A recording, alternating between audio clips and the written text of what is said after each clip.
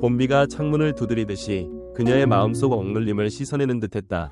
산부인과 문 앞에 선 그녀는 초음파 결과지를 꼭 쥔 채 떨리는 손끝으로 새로운 생명의 존재를 느꼈다. 결혼한 지 5년, 수없이 많은 두 주를 기다렸던 시간, 드디어 임신했다. 민서진, 33세의 그녀는 웃음보다 침묵이 많은 결혼 생활 속에서도 희망을 놓지 않았다. 이번 임신은 남편 주원과의 관계를 회복할 수 있는 기회라 생각했다. 그는 기뻐할 것이다. 분명 그녀를 안고 고마워 라고 속삭일 것이다. 그녀는 그렇게 믿고 저녁 식사를 준비했다. 향초, 잔잔한 음악, 따뜻한 음식, 모든 게 완벽했다. 그러나 현실은 드라마와 달랐다. 주원은 초음파 사진을 보자마자 굳은 표정으로 휴대폰을 들고 방을 나갔다. 그녀는 멍해졌다. 그날 밤 그는 술에 취한 채 돌아와 탁자 위에 무언가를 던졌다. 이게 뭔지 알아? 난 2년 전에 정관 수술했어. 그런데 네가 임신을 했다고? 누굴 속이려는 거야? 그 말은 번개처럼 그녀의 심장을 내려쳤다. 그녀는 숨이 막혔다. 무슨 소리야? 나 그런 일 한 적 없어. 한 번도 당신을 배신한 적 없어. 하지만 주원은 들으려 하지 않았다. 그의 눈엔 혐오만이 가득했다. 너 누구야? 내가 결혼한 서진이 맞아? 아니면 그냥 환양년이야? 어떤 순간부터 관계가 금이 가는지 아는 사람은 없다. 하지만 서진에게는 임신 소식을 전한 날이 그녀의 심장이 산산이 부서진 날이었다. 그날 밤 이후로 집안 분위기는 얼어붙었다. 주원은 말을 걸지도 않았고 눈길조차 주지 않았다. 예전엔 둘이 함께 벽지를 고르며 웃던 공간이 차가운 감옥처럼 변해 있었다. 서진은 애써 설명하려 했다. 병원이 잘못 본 걸 수도 있어요. 우리 다른 병원 가서 다시 검사해요. 하지만 주원은 단호했다. 매번 그녀가 입을 열 때마다 그의 눈빛은 칼날처럼 날카로웠다. 내가 바보야? 난 최고 병원에서 정관 수술했어. 서류도 있어. 핑계 대지 마. 서진, 넌 날 배신했어. 서진은 울지 않았다. 근거 없는 비난에 무너질 만큼 약하지 않았다. 하지만 가슴은 너무 아팠다. 밤새 잠을 이루지 못하고 식사도 제대로 하지 못했다. 뱃속의 아이만이 그녀를 버티게 했다.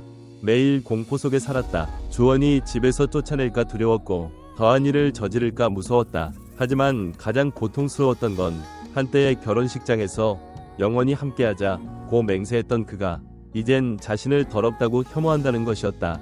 시어머니 역시 등을 돌렸다. 그녀를 딸이라 부르던 사람도 아들의 말만 믿었다. 부끄러운 줄 알아. 서진아, 진짜 내 아들 아이면 이런 일이 생길 리가 없지. 서진은 조용히 짐을 쌌다. 주변의 수군거림은 점점 커졌다. 이웃은 뒷말을 하고 회사 동료들도 다른 눈빛으로 그녀를 바라봤다. 그녀는 아무렇지 않은 척하며 출근했지만 속은 무너지고 있었다. 결국 이혼 서류가 책상 위에 놓였다. 주원은 이별의 말조차 하지 않았다. 아이 낳고 싶으면 네 맘대로 해. 하지만 그애 나는 절대 인정 못해. 서진은 손이 떨리며 펜을 들었다. 그 순간까지만 해도 DNA 검사를 하자고 말하고 싶었다. 하지만 그의 차가운 눈빛을 보고 모든 게 끝났다는 걸 느꼈다. 임신한 채 이혼당하는 일은 그녀에게 치명적인 상처였다. 그러나 그녀는 애원하지 않았다. 눈물 한 방울 흘리지 않았다. 묵묵히 돌아섰고 세상이 무너진 듯한 무게를 지고 걸어나갔다. 그 누구도 그녀를 배웅하지 않았다. 눈길조차 주지 않았다. 오직 바람 소리와 그녀의 심장 소리만이 말했다. 살아야 해. 아이를 위해서. 이혼 후 서진은 친정으로 가지 않았다. 병원 근처에 작은 방을 얻어 조용히 지냈다. 정기검진을 받고 돌아오는 길은 외로움과 한기뿐이었다. 아무도 그녀에게 연락하지 않았다. 가장 가까웠던 친구마저 형식적인 메시지 몇 개를 보낸 뒤 사라졌다. 그녀는 몸의 변화와 통증을 스스로 감당하며 하루하루를 버텼다. 밤마다 배를 쓰다듬으며 속삭였다. 엄마가 있어. 엄마가 너희를 지켜줄게. 어느 날 서류를 정리하던 중 우연히 주원의 오래된 검사지를 발견했다. 거기엔 정관 수술을 받았다는 공식적인 증거가 없었다. 의심이 들었다. 정말 수술을 안 했던 걸까? 주원이 말했다던 병원에 직접 찾아갔다. 하지만 개인정보라는 이유로 답변을 들을 수 없었다. 그녀는 포기하지 않고 변호사를 통해 공문을 보냈지만 역시나 무응답이었다. 서진은 기억을 더듬었다. 잦은 야근, 낯선 향수 냄새, 몰래 하는 전화통화, 배신자는 처음부터 그녀가 아니었는지도 모른다. 어느 날 아기 용품을 사던 그녀는 거리에서 주원과 한 여자와 함께 있는 모습을 목격했다. 여자는 그의 팔에 기대어 환히 웃고 있었다. 서진은 다리에 힘이 빠졌다. 그들이 들어간 카페 안 문틈으로 들리는 대화는 그녀를 멈추게 했다. 그때 내 전처 처리 잘했지. 안 그랬으면 지금 골치 아팠을걸. 여자는 웃으며 말했다. 그 여자 아직도 당신이 정관 수술 안 했다는 걸 모르겠지? 주원은 어깨를 으쓱였다. 알면 어쩔 건데? 걘 멍청하고 나약하잖아. 그딴 식으로 어떻게 살겠어. 서진은 그 순간 숨이 멎는 줄 알았다. 하지만 울지 않았다. 대신 그녀의 눈에는 분노와 결심이 불타올랐다. 그가 아이를 부정한다면 그녀는 증명해 보일 것이다. 그를 위해서가 아닌 배 속의 두 생명을 위해 변호사를 찾았다. 명예를 회복하고 아이들의 권리를 지키기 위해서였다. 싸움이 쉽지 않겠지만 그녀는 이제 두렵지 않았다. 고통은 그녀를 강한 어머니로 바꿔놓았다.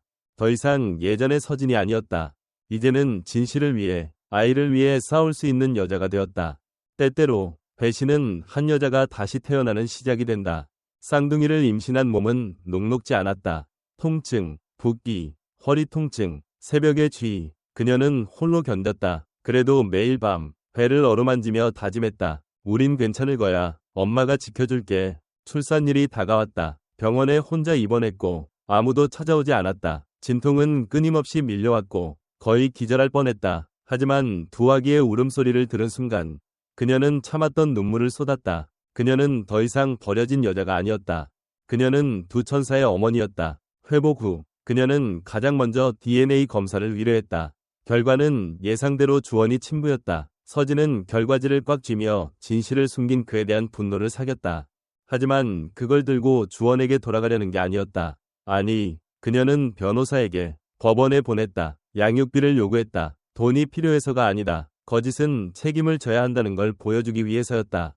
소환장을 받은 주원은 분노에 차서 전화했다. 당신 뭐 하는 거야? 대체 뭘 더 바라는 거야? 서진은 담담히 말했다. 나는 아무것도 바라지 않아. 하지만 아이들은 자기 아버지를 알 권리가 있어. 어떻게 감히. 나는 그 아이들의 엄마야. 내 자식이 거부당하는 걸 가만히 둘 수 없어. 그 말에 주원은 침묵했다. 그리고는 전화를 끊었다. 재판에서 그는 모든 걸 부인했다. 덫에 걸렸다고 말했고 자신도 몰랐다고 주장했다. 그러나 DNA는 거짓을 허용하지 않았다. 결국 그는 쌍둥이가 성인이 될 때까지 양육비를 지급하라는 판결을 받았다. 재판이 끝난 날 서진은 법원을 나서며 깊은 숨을 들이쉬었다. 그날 하늘은 그녀가 임신 사실을 처음 알던 날처럼 맑고 푸르렀다. 하지만 지금은 달랐다. 누군가가 그녀를 지켜주길 바라지 않는다. 이젠 그녀가 아이들을 지켜줄 사람이다. 그 후 그녀는 모든 사랑과 노력을 쌍둥이의 양육에 쏟았다. 과거를 원망하지 않았다. 아이들이 엄마라고 부를 때마다 그녀는 더 강해지는 자신을 느꼈다. 서진은 한때 주원의 배신이 인생 최악이라 믿었다.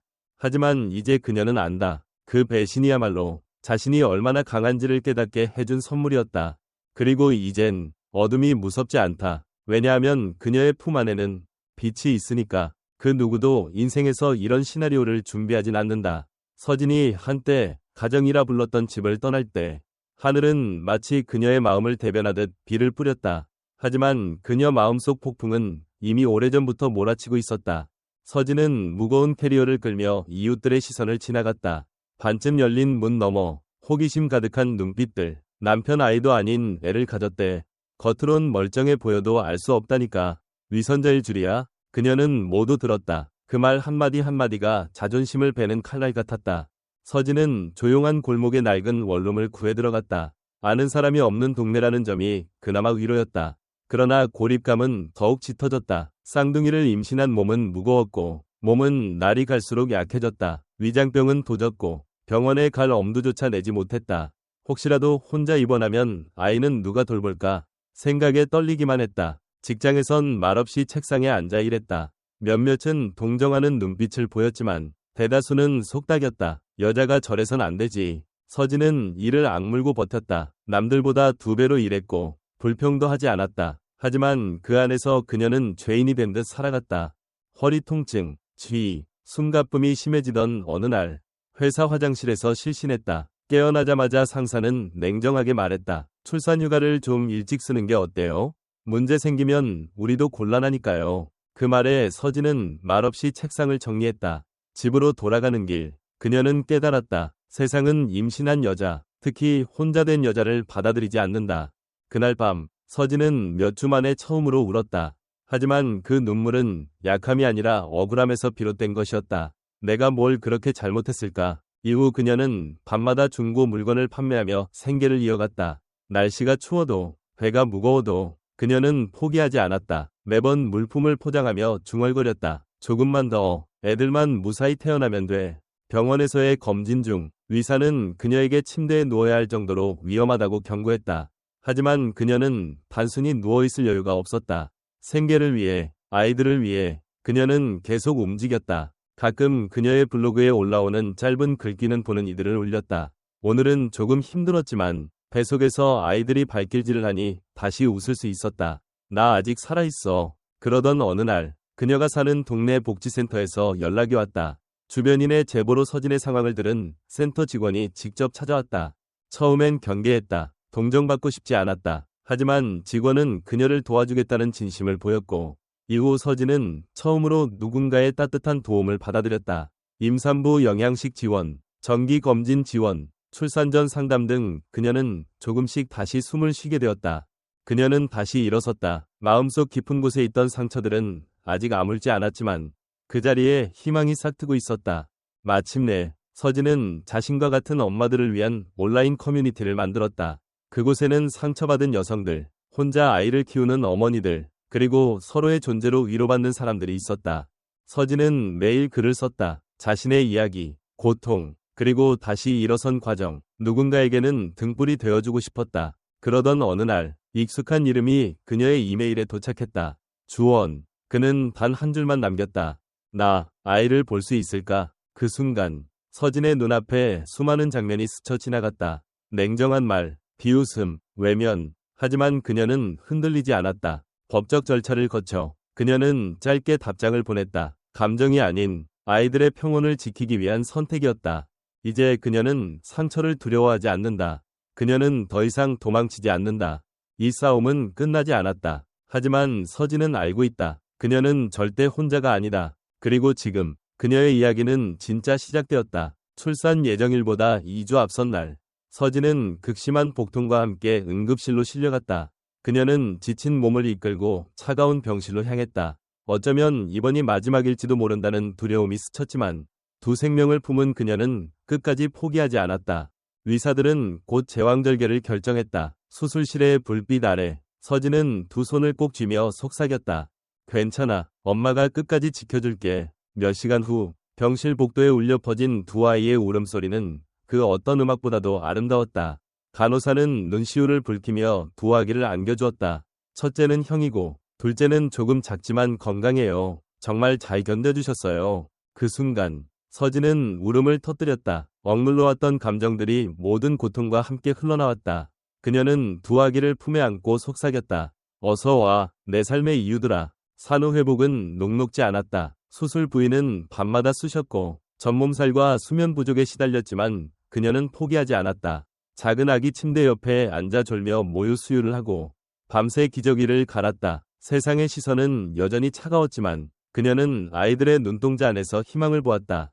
그러던 중 병원 측으로부터 서류가 도착했다. 출생 등록을 위해 아버지의 서명이 필요하다는 내용이었다. 순간 그녀의 마음이 흔들렸다. 이 아이들에겐 아버지가 필요할까? 하지만 이내 고개를 저었다. 서진은 아이들의 웃음에서 답을 찾았다.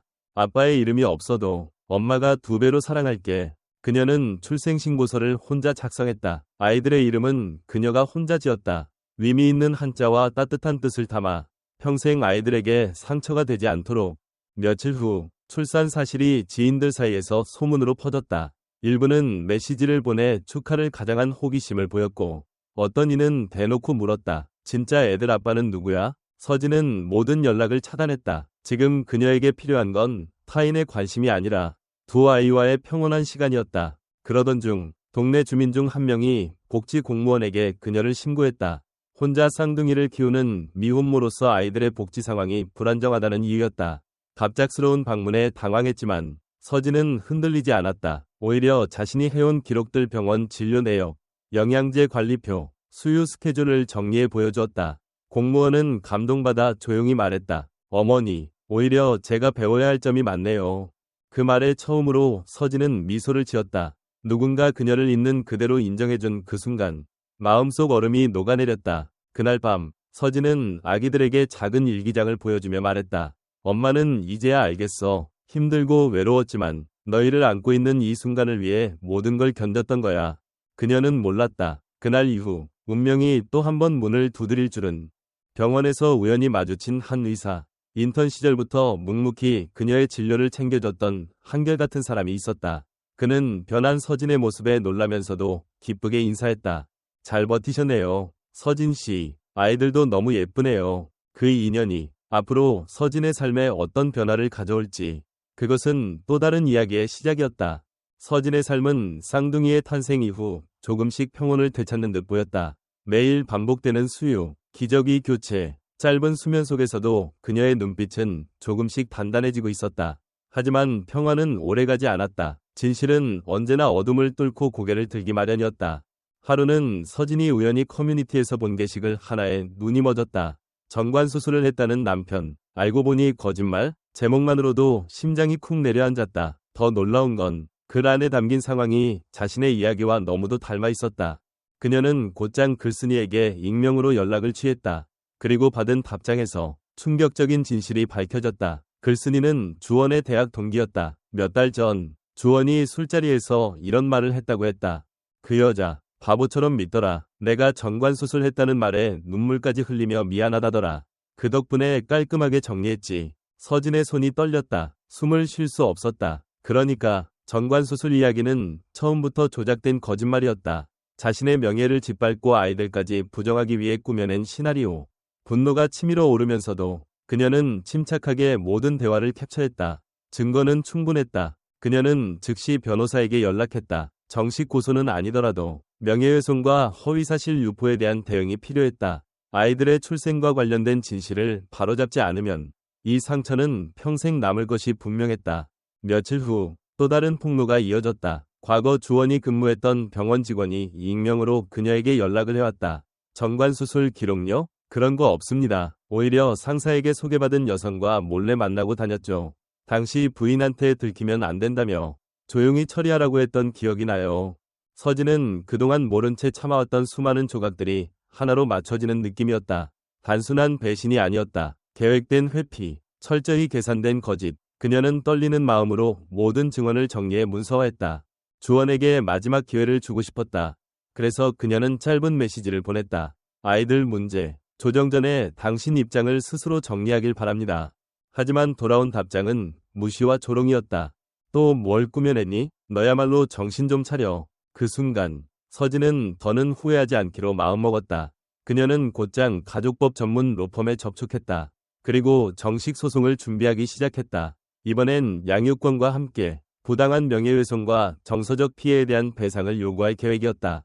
소문은 빠르게 퍼졌다. 일부 언론은 SNS 게시글을 인용하며 전 남편의 정관수술 거짓 논란을 보도했고 댓글창에는 분노한 반응이 넘쳐났다. 진짜 인간이냐? 아이한테 사과해야지. 이런 남자도 부모 자격이 있나? 그 소식을 들은 주원은 서진에게 전화를 걸었다. 처음으로 목소리에서 당황이 묻어났다. 우리 이렇게까지 할 필요는 없잖아. 그만하자. 서진은 단호히 말했다. 이건 나와 아이들, 그리고 진실에 대한 문제야. 끝까지 갈 거야. 그날 밤 그녀는 아기들을 안고 창밖을 바라봤다. 멀리서 천둥 소리가 들렸지만 그녀의 마음은 오히려 잔잔했다. 엄마는 너희를 위해 싸우는 거야. 어떤 거짓도 진실을 이길 수 없다는 걸 보여줄게. 그리고 마침내 첫 번째 공판 날이 다가왔다. 사람들 앞에서 서진은 담담하게 증거와 진술을 하나하나 꺼내놓았다. 떨렸지만 그녀는 물러서지 않았다. 이제 그녀는 진실 위에 선 여인이었다. 그리고 이 싸움은 단지 그녀만을 위한 싸움이 아니었다. 세상 어디에선가 또 다른 서진을 위한 싸움이기도 했다. 이제 진실이 드러나는 시간이다. 재판이 시작된 이후 주원의 삶은 빠르게 추락하고 있었다. 법정에서의 공방은 계속되었고 언론은 연일 그를 조롱하는 기사로 도배했다. 온라인 커뮤니티에는 그의 과거 행동을 폭로하는 글이 줄을 이었다. 주원의 이름은 이제 신뢰를 잃은 남자의 대명사가 되었다. 한때 병원 내에서 촉망받던 인턴 출신 의사, 환자들에게 친절하다고 불리던 그였지만 진실이 드러난 후 병원 측은 그의 계약을 연장하지 않았다. 윤리위원회는 정식 조사에 착수했고 주원은 결국 징계를 피할 수 없었다. 가족들 또한 등을 돌렸다. 어머니는 눈물을 흘리며 말했다. 너 같은 아들을 둔 게 부끄럽다. 어떻게 그런 말을 하고도 아이를 외면할 수 있니? 그는 집에서도 혼자가 되었다. 친척 모임에서는 아무도 그에게 말을 걸지 않았고 친구들조차 연락을 끊었다. 사람들의 외면은 그가 서진에게 던졌던 냉담한 말보다 훨씬 더 차가웠다. 게다가 서진이 제기한 손해배상 소송은 그의 재정에도 타격을 주었다. 정신적 피해 배상뿐 아니라 아이들의 양육비까지 더해져 그는 하루아침에 빚더미에 올라섰다. 그는 변호사를 바꾸고 합의를 시도했지만 서진은 단호했다. 진실에는 대가가 따르는 법이에요. 당신이 잃은 건 당신이 스스로 무너뜨린 거예요. 사회적으로도 그는 거짓말쟁이 아빠, 비겁한 남자라는 낙인을 피할 수 없었다. 그의 이름이 거론될 때마다 사람들은 고개를 저으며 혀를 찼다. 예전에는 그의 유창한 말솜씨에 감탄하던 이들도 이제는 그가 말할 때면 회의적인 눈빛만을 보냈다. 하루는 한 방송국에서 서진의 이야기를 다룬 다큐멘터리가 방영되었다. 그녀가 고통 속에서도 아이를 지키고 일어선 모습은 많은 이들에게 감동을 주었다. 반면 주원은 그 프로그램 내내 얼굴을 가린 채 모자이크 처리된 상태로 나왔다. 익명 처리되었지만 모두가 그가 누구인지 알고 있었다. 방송 후 그의 병원에는 항의 전화가 빗발쳤고 일부 환자들은 치료를 거부했다. 결국 그는 자진 사직서를 냈다. 이제 그는 모든 것을 잃은 남자가 되었다. 직장도, 가족도, 명예도. 그는 마음속 깊이 후회했지만 그 후회는 누구에게도 전달되지 않았다. 새벽녘 그는 예전 가족 앨범을 꺼내 들었다. 그 속에는 서진과 함께 웃고 있는 모습도 한때의 꿈을 이야기하던 청년의 눈빛도 담겨 있었다. 그러나 그 모든 것이 거짓의 그림자에 가려져 버렸음을 그는 알았다. 그런 어느 날 그는 편지를 한 장 들고 서진의 집 앞에 섰다. 아이들을 한 번만이라도 안아보고 싶다는 내용의 편지였다. 진심을 담았다고 믿었지만 그것마저도 이제는 가볍게 느껴졌다. 서진은 문을 열지 않았다. 대신 창문 너머로 조용히 말했다. 그 아이들에게 상처 준 건 단 한 번으로도 충분해요. 이젠 그들의 평화를 위해 멀리 있어주세요. 그는 조용히 고개를 끄덕이고 돌아섰다. 그의 어깨는 축 처졌고 발걸음은 무거웠다. 문 앞에 남겨진 편지는 아무도 읽지 않았다. 단지 바람에 휘날릴 뿐이었다. 그가 지나간 자리엔 아무 말도 변명도 남지 않았다. 오직 거짓의 대가만이 그의 인생을 뒤덮고 있었다. 한때 모든 것을 가지고 있다고 믿었던 남자. 그러나 진실 앞에서는 그 모든 것이 아무 의미 없었다. 그리고 서진은 창밖을 바라보며 아이들의 머리를 쓰다듬었다. 더 이상 흔들리지 않는 눈빛으로 아이들에게 속삭였다. 이젠 괜찮아. 거짓은 떠났고 진실만이 우리 곁에 남았어. 이것이 바로 거짓이 남긴 너무도 뚜렷한 대가였다. 시간이 흘렀다. 법정의 판결도 사람들의 비난도 차츰 잦아들었다. 하지만 서진의 삶은 더 깊어지고 있었다. 그녀는 이제 더 이상 누군가의 피해자도 동정의 대상도 아니었다. 서진은 고요하고 단단하게 자신만의 삶을 재건하고 있었다. 아이들은 하루하루 자라며 웃음을 지어 보였다. 그녀는 아침마다 아이들에게 따뜻한 이유식을 만들고 밤이면 옛날 동화책을 읽어주었다. 처음엔 버거웠던 육아가 이제는 그녀에게 가장 소중한 시간이 되었다. 쌍둥이의 품 안에서 서진은 다시 살아가고 있었다. 그러던 어느 날 지역 여성복지센터에서 연락이 왔다. 과거 그녀가 작성했던 출산 지원 설문을 기억한 한 담당자가 한 프로그램에 강사로 초대하고 싶다고 했다.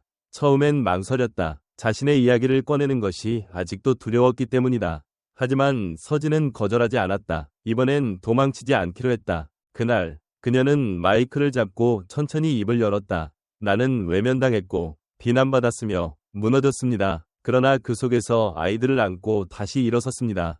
그날의 강연은 작은 기사로 보도되었고 사람들은 그녀를 두 아이의 엄마이자 삶의 증인이라 불렀다. 누군가는 그녀의 SNS에 댓글을 남겼다. 당신을 보며 위로받았습니다. 나도 버티고 싶어요. 서진은 그제야 알았다. 자신이 살아있는 것만으로도 누군가에겐 희망이 될 수 있다는 걸.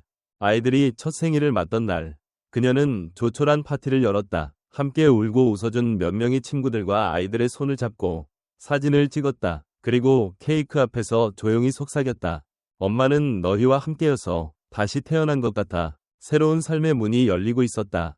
그날 이후 그녀는 센터의 상담 도우미로 활동하게 되었고 비슷한 아픔을 겪은 이들에게 자신의 이야기를 들려주었다. 더 이상 서진은 과거의 그림자에 묶여있지 않았다. 가끔 길을 걷다 보면 누군가 그녀를 알아보고 인사를 건넸다. 서진 씨 맞죠? 뉴스에서 봤어요. 응원해요. 그럴 때면 그녀는 조용히 웃으며 대답했다. 감사합니다. 저도 저 자신을 이제야 조금 사랑하게 되었어요. 이제 그녀는 주원이 아닌 자신의 이름으로 불리고 있었다. 그리고 그것은 그녀가 지켜낸 가장 큰 가치였다. 그날 저녁, 그녀는 쌍둥이와 함께 거리를 걸었다. 아이들은 손을 흔들고 그녀는 그 손을 꼭 쥐었다. 바람은 부드럽고 하늘은 맑았다. 그녀는 마음속으로 다짐했다. 이제부터는 나를 위해 그리고 너희를 위해 살 거야. 그녀의 눈빛엔 더 이상 흔들림이 없었다. 그리고 그 미소엔 모든 상처를 지나온 사람이 가진 단단한 온기가 담겨 있었다. 이제 진짜 인생이 시작되고 있었다. 서진에게 있어 그의 겨울은 특별했다. 모든 것이 처음처럼 느껴졌기 때문이다. 아이들이 첫걸음을 뗐고 그녀는 아이들보다 먼저 앞으로 한 발 더 나아갈 준비를 하고 있었다. 센터의 상담 도우미 활동이 조금씩 입소문을 타며 그녀는 비영리 단체의 정식 직원으로 채용되었다. 정규직도 고연봉도 아니었지만 그녀에게는 그 무엇보다 값진 자리였다. 매일 누군가의 상처에 귀를 기울이고 손을 잡아주며 때론 함께 눈물을 흘리는 일이 그녀의 삶을 더욱 단단하게 만들어주었다. 그러던 어느 날 센터에서 열린 워크숍에 전국 각지의 상담가들이 모였다. 서진은 한 세션의 진행자로 참여했다. 발표가 끝난 뒤 한 남자가 조심스럽게 말을 걸어왔다. 조근한 목소리, 따뜻한 눈빛, 그리고 무엇보다 진심 어린 말투가 낯설지 않게 느껴졌다. 예전에도 비슷한 상처를 가진 분을 도운 적이 있어서 공감이 많이 됐습니다. 잘 버티셨어요. 정말요. 그의 이름은 이도윤. 한때 심리상담사로 활동하다 현재는 여성 쉼터와 연계된 공공기관에서 근무하고 있었다. 그는 조심스럽고 단정하며 무엇보다 판단하지 않았다. 대화는 부담스럽지 않았고 오히려 그녀의 마음을 편안하게 했다. 몇 번이 공식적인 자리에서 마주친 뒤 도윤은 커피 한 잔을 제안했다. 서진은 망설였지만 거절하지 않았다. 차가 식을 때까지 이어진 대화 속에서 그녀는 처음으로 나도 누군가에게 다시 기대고 싶다는 감정을 느꼈다. 하지만 그녀는 알고 있었다. 지금의 자신이 누군가를 사랑하기엔 아직 치유되지 않은 부분이 많다는 것을. 그녀는 조심스럽게 입을 열었다. 저는 아직 누군가와 마음을 나누기에 용기가 부족해요. 하지만 언젠가 제 아이들에게도 누군가를 믿어도 괜찮다는 걸 보여주고 싶어요. 도윤은 조용히 고개를 끄덕였다. 서두르지 않으셔도 됩니다. 기다릴게요. 함께 걸어가는 것도 사랑의 한 모습이니까요. 그 말은 다짐이 아니었고 강요도 아니었다. 그저 곁에 있겠다는 선언 같았다. 그리고 서진은 그 밤 처음으로 누군가와의 미래를 조심스레 그려보았다. 반드시 사랑이 아니어도 누군가와 함께 걷는 일상 말이다. 새로운 계절이 오고 있었다. 창밖엔 눈이 내리기 시작했고 아이들은 창가에 기대어 손뼉을 쳤다. 서진은 그 모습을 바라보며 웃었다. 어쩌면 삶은 이렇게 서서히 아름다워지는 것일지도 모른다고. 그리고 그렇게 또 다른 하루가 시작되고 있었다. 이 뜻깊은 이야기를 들어주셔서 진심으로 감사합니다. 여러분의 소중한 의견을 댓글로 남겨주세요. 매일 밤 이야기 하나 채널을 구독하시면 삶 속에 더 많은 의미와 따뜻한 이야기들을 만나실 수 있습니다.